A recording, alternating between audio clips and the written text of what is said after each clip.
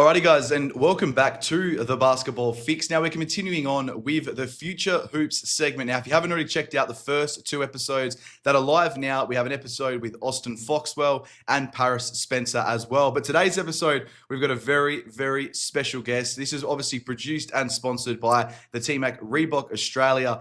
But we've got Taylor Marsland joining the Basketball Fix today. Taylor, welcome to the show, and how are you? Thank you. I'm good. Yeah. Very good. Obviously, had a busy morning this morning with a bit of wobble and everything as well. So, how's that all gone? And yeah, obviously, you're getting over the early mornings, or you're absolutely loving it as well because you're getting to play basketball. Oh, I'm loving it. Like basketball.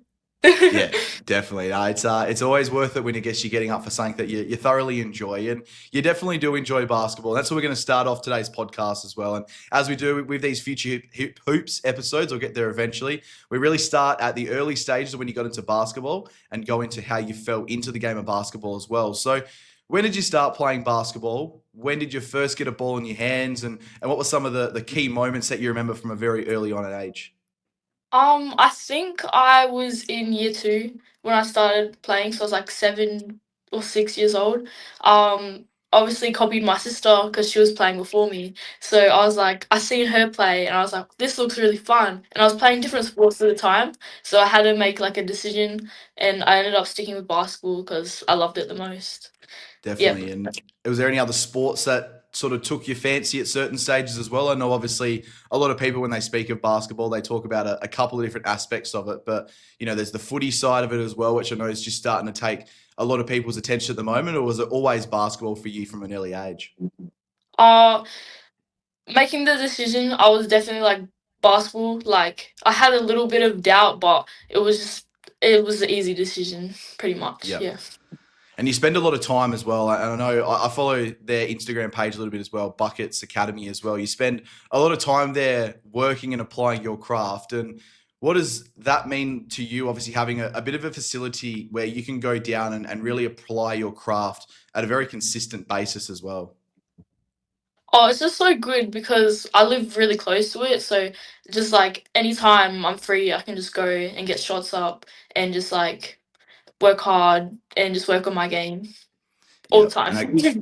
And definitely, you're always down there as well. And having, I guess, as well, like a sibling, we speak about this as well. Like, we spoke to Austin Foxwell, who's got two older brothers who one plays in the NBL and the other's just jetted off to college as well. And I guess the competitive nature that you do pick up from a very early age, having a sibling relatively close to your age demographic and obviously still trying to strive for the same things that you are doing. So, what's your sister been like in your journey so far? Because I'd imagine it was very similar to me growing up with my two younger brothers. It does get very, very competitive, and sometimes they're the biggest battles that you'll ever sort of play as well at a young age. Yeah, it was always me and my sister like getting at it for sure. Um and it was just so great because she went through all the stuff before me, so I understand like her experiences, and I just learned from her like playing, and she's pretty good. So she was definitely a role model when No, I started. definitely. Yeah. 100%. And we're sort of, let's talk about where you play, what you do, your position, your style of play, and everything like that as well. So where are you currently playing? Obviously, over here in WA, for people who don't know, we have Wobble over here, West Australian Basketball League, and it's very similar to other leagues around Australia as well. But where are you currently playing, and what sort of position and what sort of a style player are you as well? I'm currently playing at the Eastern Suns. My position is probably like a combo guard. Um, Yeah, I either go between the point guard and the shooting guard, obviously. Yep. My style is definitely the three. That's my go-to for sure. But I like to mix up where I shoot from, and just like getting up on the ball on defense. And I like to get my teammates open, so just having poise and making the right pass and making space. Definitely. And what's your favorite position? Because obviously, when you look at the two positions that you do play, a point guard and a shooting guard, typically your shooting guard, you're more trying to work off the ball and get to your spots and also create for yourself as well. Whereas when you are a point guard, you get that little bit extra, I guess, sort of leadership and obviously having to run the team as well and more looking to get other people involved and taking your shots when it's the right time. So, what do you feel most comfortable playing in? I know the combo guard you did say, but if there was one position going forward in the future that you could lock into, what do you reckon it would be? It's hard to say since I love the positions a lot and I Yeah, mix between both all the time. But I originally started like as a point guard mostly, but now like since my shot is gotten more consistent, I've been switching to the shooting guard role a bit more. Um I don't know, it's hard to say, but I do like getting my teammates open and spreading the floor and just like having that leadership role. It's pretty good, definitely. so I'd take point guard. Yeah. Nah, definitely. And I guess obviously as well, the more you progress as well and you go through the stages, you're probably going to find yourself in one of those roles more consistently as well. And we've seen a whole lot of videos, and when we have a couple of clips up on social media, obviously later on down the track as well at the Basketball Fix on Instagram, we'll see a couple of those clips as we're speaking as well, because you've got a deadly 3-point shot, and I guess that's something that's going to really hold you in good way heading forward into your career as well. We know that is one of the most important aspects of basketball at the moment. But let's get into something that is that's really, really cool. Lauren Jackson and a whole massive team have set up an academy called She Hoop Academy, and you were lucky enough to get invited over there not too long ago as well. And I want to really dive into this as well, because massive shout out to the GOAT, Lauren Jackson. But this is an incredible academy for young girls to really have a pathway and a place to go to and learn from some of the best in the business. So what are some of the things that you took out of this academy in your time over there at She Hoop Academy? I took out heaps, just all aspects of the game. So as a player, as a coach, and as a ref. So we Yep. learned all these different aspects, and like especially the mental side as well. Since we had Zoom calls and we had like these experts talking about like techniques you can use, like all that different side, which I don't think most people are exposed to just yet. So it was really good to learn. And just being over there and just meeting her and all these other mentors was just a great experience, as well as meeting all girls around Australia who like were there for the same goal and Yep. just getting better. And it was just so good. Really Yeah, great experience. definitely. And going into that mental side, because this is where I love the academy the most, because we know that there's talented players, and you can get to a certain point with talent, but then you've also got to have the head on your shoulders to be able to get to that next step, especially as you progress through as well. So when we're talking about that mental side, what were some of the key things you learned? Was it about how to prepare off the court, whether it's nutrition and stretching and everything like that as well? Was it how to deal with adversity? If you have a couple of poor games, it's not too bad. You'll get back on the horse at some stage and continue on. So what were some of the key learnings that you took from the whole academy? Pretty much everything, since I was like every Zoom call I was writing notes. Like Yeah, my book that I had was is full. But I'll definitely say like breathing techniques was definitely one that stuck out to me. And yeah, obviously like definitely that. As well as like different like rules to give yeah, yourself like discipline.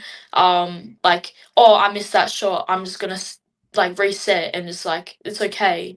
Stuff yeah. like that, especially when you're on the bench and having a bad game. That all that stuff that I learned definitely helped me with that kind of side and the adversity in game for sure. Definitely. And they're key lessons to learn as well, because, as you develop and as you come through the ranks, there are going to be bad games. There's going to be plenty of good games as well. But I think you see the most out of a person when it's how they bounce back from a bad game, if that makes sense. It's not always about how you continue your streak on with good games, because the top players obviously have that as well. But yeah, really, really important lessons to learn at such a young age as well. And who are a couple of the key pieces and key people, I guess I should say as well, that you met during that process? Because we see some incredible names go through there. Sammy Whitcomb, I've seen a bit of stuff on social media for the academy, obviously Jade Melbourne as well, and obviously Lauren Jackson's the GOAT. So who are a couple of the superstars you met at the academy? So the mentors, I think they were there for my round of girls. It was obviously Lauren, absolute goat. Then we had Jade at the camp. We had Abby Cabello. We had um Oh, I can't name them all, but there was just so many. And they all had like stuff to say, and I took it all in, and it was so good learning from them because they had so much Definitely. experience and so much like knowledge of the game. Yeah. No, definitely. And we'll jump in obviously now as well into some of these long-term goals. And you've got to have a couple of these. And again, you don't have to share them if you don't want to as well. But I guess when you're progressing through basketball, you're starting to get to that stage now where you're still so young. You're in the class of 2028, I do believe, as well. And, you've still got so much basketball ahead of you. And these are decisions that you may not be thinking about right now, or maybe there's a small little bit of thought. But if you could say right now that this is the pathway you want to go down, is it the college to the WNBA? Is it the WNBL to the WNBA? What is sort of your early thoughts, I guess, about where you want to take your basketball career? Mine's definitely the college pathway since Yep, I want to do the schooling plus the basketball. And I think over there in America, because I went just recently and I loved it. So it was definitely something I'm 100% sure on. And yeah, just talking to coaches and just like being exposed to their style of play definitely made me like love it even more. Yeah. definitely. No, 100%. And have you got any schools in mind? If there's a dream school, I know a lot of kids in Australia, they kind of talk about obviously more from the men's program. It's like Kentucky and UCLA and those big, big schools. But obviously there is so many incredible schools in the women's side of it as well, with obviously UConn being a dominant school for so long. So where would be the dream couple of schools potentially that you love to end up in your college career? Well, pretty much any D1, any major D1. Like they're insane. So being able to step on a court for any of those schools would be like a dream come true, pretty much. Yeah. Definitely. But any school for sure is just my dream. Just getting over there and giving it a crack. Definitely, 100%. And obviously, if you pay much attention to the WNBL as well, obviously, super exciting news over the last couple of months that they've signed a massive new deal. And it seems to be there's going to be chances for young girls coming through with some development spots as well, like there is in the NBL at the moment. So, is that a little path that you may look to go down as you turn into sort of 17, 18 years of age just before college to sort of get some runs in a professional league, or even just some training camps or anything like that as well? So has there been any thought about the WNBL as of yet? Um, Not really, since I'm pretty set on the college pathway. But if an Yep. opportunity like that ever comes up, I'll definitely take it for Yep. sure. Yep, No, no doubt definitely, about it. 100%. Yeah, and obviously Yeah. the WNBA is growing strength to strength right now. We've seen so many incredible players. Obviously, Caitlin Clark is the big one that is headlining the WNBA at the moment, and Reebok's athlete as well. Angel Reese is another player who is drawing a lot of attention as well in the WNBA. So, are you really following the WNBA? Are you starting to really get into it as well, as it starts to grow and grow exponentially as well? Yeah, I'm definitely starting to get into it a bit more. Gonna watch a couple games. Yeah, it's really exciting to watch as the level just keeps getting better and better every year. Yeah, definitely. And I guess it now is starting to sort of show that, you know, I guess it's more been poorly unwatched, if that makes sense, or not had the sort of talking about as it has in the recent years as well, because there's been incredible players for the whole time. But I think as well, for a genuine pathway now for young girls to sort of say, okay, if I make it to the NBA or the WNBA now, there is that financial backing behind me, and there's a chance to sort of make generational money like there is in the NBA at the moment as well. So I guess it's really exciting for young girls like yourself coming through, and I'm excited to obviously see where this journey goes, and hope to see you at a very exciting D1 program very soon as well. But I want to jump into this part here, and this is a segment that I love doing with all the young athletes that we've had on, because some of you guys coming through have got your heads more screwed on than I do at 25 years of age as well. And, when we are talking about sort of advice, it's easy for me to come on here and try to give some advice to young athletes. But when a young athlete gives advice to another young athlete, there seems to be a little bit more weight to it as well. So let's just say you had a younger version of yourself sitting right next to you. What would be some of the key lessons and key advice that you'd be giving that younger version of yourself?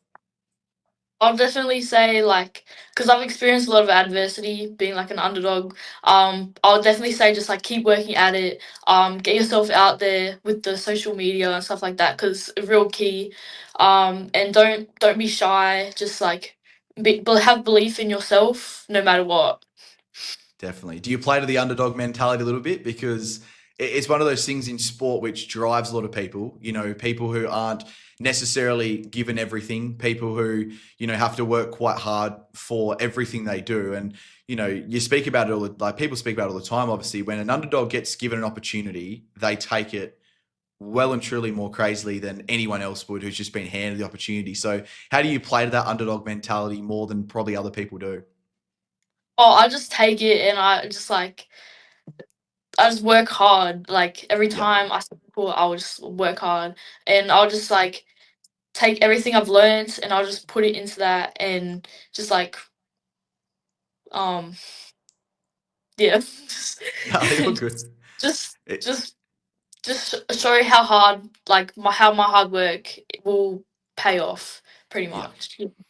And that's the most important thing as well. It's about obviously consistency and, the reps in the gym and I guess when you go to the gym as well, it's about working on something that's actually going to sort of benefit you in games. And is that something that you look to do? Is it about, there's people who go to training and just run through the motions. You're just working through, you're walking around, you kind of don't really care. Your shot's not like it would be in a real game. So when it comes down to the intensity that you train with, are you training like it's a proper game every single time you're in the gym? Yeah, for sure. Yeah, Because if you're shooting game reps, you'll make those shots. So no, definitely. that's my mindset going into it. Yeah, no, perfect. And we'll jump into the last little segment here as well. And we've got a couple little questions before we sort of dive into where we can find and follow your journey, because you did speak about obviously the social media part of everything being a very important piece of the puzzle nowadays, where it's all about eyes on you and obviously having that exposure as well. It doesn't take too much. You can take one or two people and all of a sudden the world is your oyster, well and truly as well. But I've got a couple little questions here. A couple of fan questions now. Obviously, this podcast is sponsored by Reebok Australia. As you can see, both of us rocking a little bit of merch and obviously have worn the shoes and have gone down the path as well. Really, really comfortable basketball shoes. But I've got a couple of questions here to round off the podcast. What is your favorite pre-game food before a game? Oh, that is really hard.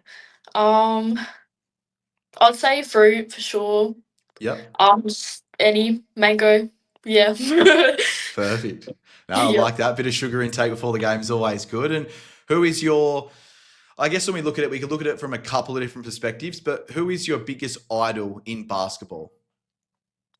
I would definitely say like obviously my trainers since Yep. like they teach me what they know. So definitely big shout out to them. And then I'd say like players like Steph Reed, that she's really good. And then obviously like Lauren since she's like the GOAT. So yeah, I've got too many names. Yeah. and, and that's Too many. perfect as well. Yeah. I'll piggyback off that though. And when you look at an idol, what do you look for? Because you'll probably take different things out of different people. Let's just say, like for example, my idol is a LeBron James because of longevity, preparation, looking after his body and everything as well. So, what do you take out of a Lauren Jackson, for example, a Steph Reed, your trainers that make them become one of your idols? It's definitely how they handle themselves and like what they're best at. I hope I like try and translate it into my game and see how I can fit that into mine. And then obviously players who play similar to me, a similar height, similar position. So definitely people like that. And then obviously like mindset, Yeah. like just personality overall and just their game. No, definitely, 100%. And basketball shoes, let's get into that as well. What are a couple of the shoes that you may be rocking this season for the Eastern Suns as well? Obviously, as all basketball players, they've got 101 different pairs of shoes. Obviously, you can change them every single day. But what might be a couple of the ones that you're rocking this season? Right now my rotation is the Sabrina threes, the A1s, and the Engine A's. Yeah, Nice, so love they're that. all great shoes. Yeah, definitely. And obviously, the Edge and Age you can check out as well at the Reebok website and get yourself a pair. I believe the new Angel Reese signature shoe will be coming out over the next couple of weeks as well. So, super exciting times for all things Reebok. And again, massive shout out to them as well. But Taylor, thank you very much for jumping on today's show. I know it's obviously a bit of a daunting prospect, and you speak well above your age. I know you're still very, very young, got so much left ahead of you as well. And I understand things like these are not everyday occurrences, and it takes a little bit of time to get used to them. But massive well done on the podcast today. And yeah, Thank you. obviously your first podcast as well. So I'm Yes. sure there is going to be plenty more as well. But you got a couple of other things that you sort of do as well. And we'll touch on firstly where we can find you on social media. So where can we find you? And we'll have these links below as well. I've got Instagram, obviously, Twitter, well, X, and then I've got Yep. YouTube, and pretty much every platform I'm on there. Definitely. Yeah. And I want to quickly just preface this as well. You've got a bit of a side hustle. And Oh this is yes. where we first connected, I think it was as well. I saw a couple of your graphic designs and we got chatting and we were like, okay, we're cousins. All right. So that's, we're Yeah. like a long lost cousins essentially as well. But you've got a graphic design business that you do as well. And this stuff Yeah. is incredible. Well, we're going to have this again linked down below as well. But we've used a bit of your stuff over at the Basketball Fix, but where can we find your account there? And is that a little passion that will continue on for many years? So it's called Aura Visuals. It's on Instagram. Yeah, it's definitely a passion of mine. Graphic design, like, it was really good. I learned from sports imagery, so Hey, I learned from the best pretty much. So 100%. I keep working at it, and hopefully it will continue to grow. Definitely. No, it's absolutely incredible stuff. And you are learning from the best. Sports imagery, massive shout outs to them as well. They do a lot of great work. And yeah, well, I'm going to have it all down below and we'll stick a couple of the things up on our Instagram as well at the Basketball Fix when the episode does drop as well, and link it back to the page because you do some incredible work. And I've seen a couple of them in recent days and had a bit of a chat before. I had a bit of a look before I jumped on as well. So keep up all the hard work. But again, though, Taylor, thank you very much for jumping on today's show. I hope you got something out of it. It was really nice, obviously, learning a little bit of your journey and being a part of what is going to be an incredible journey for yourself as well. And hopefully down the track, obviously playing in the WNBA as well and at a very high level Division 1 college. Thank you so much. No worries.